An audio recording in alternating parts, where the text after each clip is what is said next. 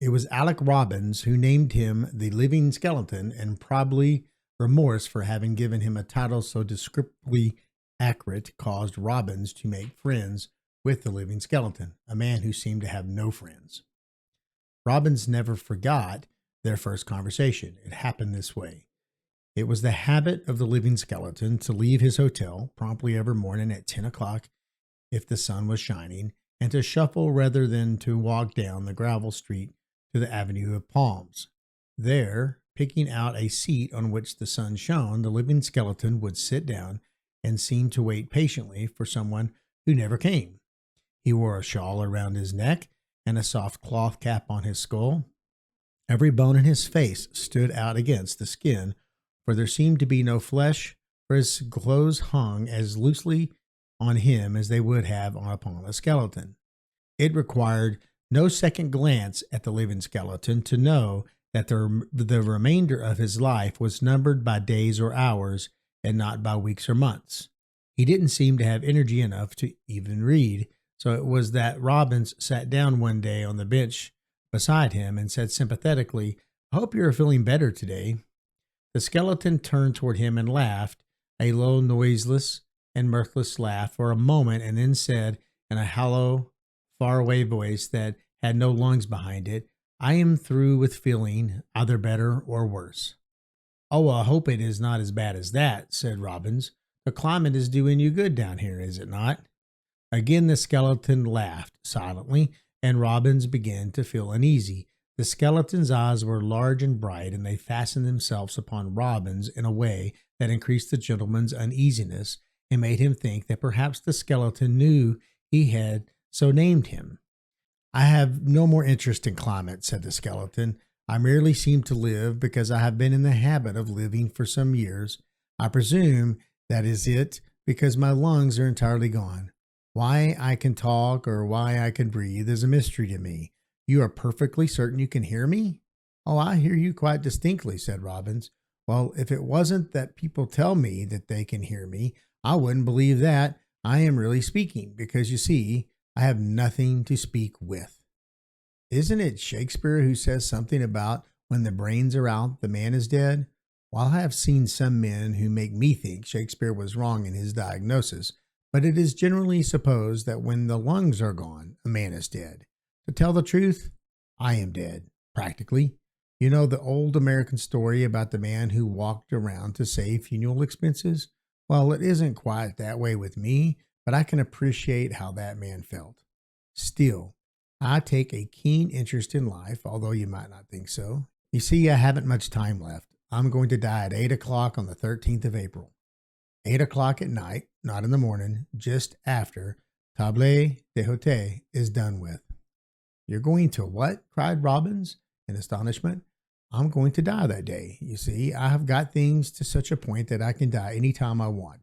I could die right now here if I wished. If you have any mortal interest in the matter, I'll do it and show you that what I say is true. I don't mind much, although I had fixed on April the 30th as the limit. It wouldn't matter a bit for me to go now if it would be of interest to you." "I beg you," said Robbins, very much alarmed, "not to try any experiments on my account. I'm quite willing to believe anything you say about the matter. Of course, you ought to know."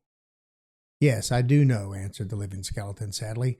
"Of course, I have had my struggle with hope and fear, but this is all past now, as you well understand. The reason that I have fixed the date of the 30th of April is this. You see, I only have a certain amount of money.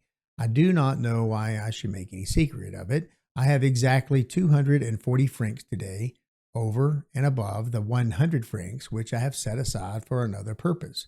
I am paying 8 francs a day at the Golden Dragon. That, you see, will keep me just 30 days, and then I intend to die." The skeleton laughed again without sound, and Robbins moved uneasily on the seat. "I don't see," he said finally, "what there is to laugh about in that condition of affairs." "Don't you?" said the skeleton. "Well, I don't suppose there is very much, but there is something else that I consider very laughable, and that I will tell you if you keep the secret. You see, the old Golden Dragon himself — I always call our innkeeper the Golden Dragon, just as you call me the living skeleton. Oh, I beg your pardon, said Robin, stammering. Oh, it doesn't matter at all. You are perfectly right, and I think it is a very apt term. While the Golden Dragon makes a great deal of his money by robbing the dead. You didn't know that, did you? You thought it was the living who supported him, and goodness knows he robs them when he has a chance. Well, you are very much mistaken. When a man dies in the Golden Dragon, he or his friends, rather, have to pay very sweetly for it. The dragon charges them for refurnishing the room. Every stick of furniture is charged for all the wallpaper and so on. I suppose it is right to charge something, but the dragon is not content with what is right. He knows he has lost a customer, and so he makes all he can out of him. The furniture so paid for is not replaced, and the walls are not papered again, but the dragon doesn't abate a penny of his bill on that account. Now, I have inquired of the furnishing man on the street back of the hotel, and he has written on his card just the cost of mattress, sheets, pillows, and all that sort of thing, and the amount comes to about 50 francs. I have put in an envelope a 50-franc note, with it the card of the furniture man. I have written also in the letter telling the old dragon just what the things will cost, what he needs, and have referred him to the card of the furniture man who has given me the figures. This envelope I have addressed to the dragon, and he will find it when I am dead. This is the joke that the old man Death and myself have put up on the dragon, and only my regret is that I shall not be able to enjoy a look on the dragon's countenance as he reads my last letter to him. Another sum of money I've put away in good hands where he won't have a chance to get it for my funeral expenses, and then, you see, I am through the world. I have nobody to leave that I need worry about, or who would either take care of me or feel sorry for me if I needed care or sympathy, which I do not. So that is why I laugh, and that is why I come down here and sit on the bench in the sunshine and enjoy the posthumous joke. Robbins did not appear to be able to see the humor of the situation quite so strongly as the living skeleton did. At different times after that, when they met, he had offered the skeleton more money, if he wanted it, so that he might prolong his life a little bit, but the skeleton always refused. A sort of friendship sprang up between Robbins and the living skeleton, at least as much of a friendship can exist between the living and the dead, for Robbins was a muscular young fellow who did not need to live at the Riviera on account of his health, but merely because he detested an English winter. Besides this, it may be added, although it really is nobody's business, that a nice girl and her parents lived in this particular part south of France. One day, Robbins took a little excursion in a carriage to Toulon. He had invited the nice girl to go with him, but on that particular day she could not go. There was some big charity function on hand, and one necessary part of the affair was the wheedling of money out of people's pockets, and the nice girl had undertaken to do part of the wheedling. She was very good at it, and rather prided herself upon it, but then she was a very nice girl, and pretty as well, and so people found it very difficult to refuse her. On the evening of the day that there was to be a ball at the principal hotel in the place, also in connection with this very desirable charity, Robbins had reluctantly gone to Toulon alone, but you may depend upon it, he was back in time for the ball. "Well," he said to the nice girl when he met her, "what lucky collecting today?" "Oh, the greatest luck," she replied enthusiastically. "And who do you think I got the most money from?" "I'm sure I haven't the slightest idea. The old English Duke. He certainly has money enough." "No, not from him, from the very last person you would expect it, your friend, the living skeleton." "What?" cried Robbins in alarm. "Oh, I found him on the bench where he usually sits, in the Avenue of Palms. I told him all about the charity, and how useful it was, and how necessary, and how we all ought to give as much as we could toward it, and he smiled and smiled at me in that curious way of his.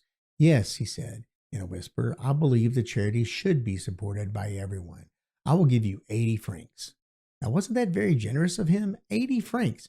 That was 10 times what the Duke gave, and he handed me the money. He looked up at me, and he said in that awful whisper of his, 'Count that over carefully when you get home, and see if you can find out what else I have given you.' There is more than 80 francs here. Then after I got home, But here the nice girl paused. When she looked at the face of Robbins, to whom she was talking, the face was ghastly pale, and his eyes were staring at her, but not seeing her. 80 francs, he was whispering to himself, and he seemed to be making a mental calculation and subtraction. Then, noticing the nice girl's amazed look at him, he said, "Did you take the money?" "Of course I took the money," she said. "Why shouldn't I take it?"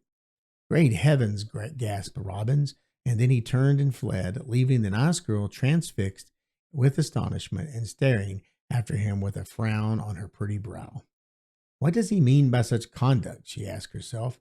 But Robbins disappeared from the gathering throng in the large room of the hotel, dashed down the steps, and hurried along the narrow pavement toward the Golden Dragon. But the proprietor was standing in the hallway with his hands behind him, his usual attitude with the dragon. "Where," gasped Robbins, "is Mr. And then he remembered he didn't know the name. "Where's the living skeleton?" "He has gone to his room," answered the dragon. "He went early tonight. He wasn't feeling well, I think."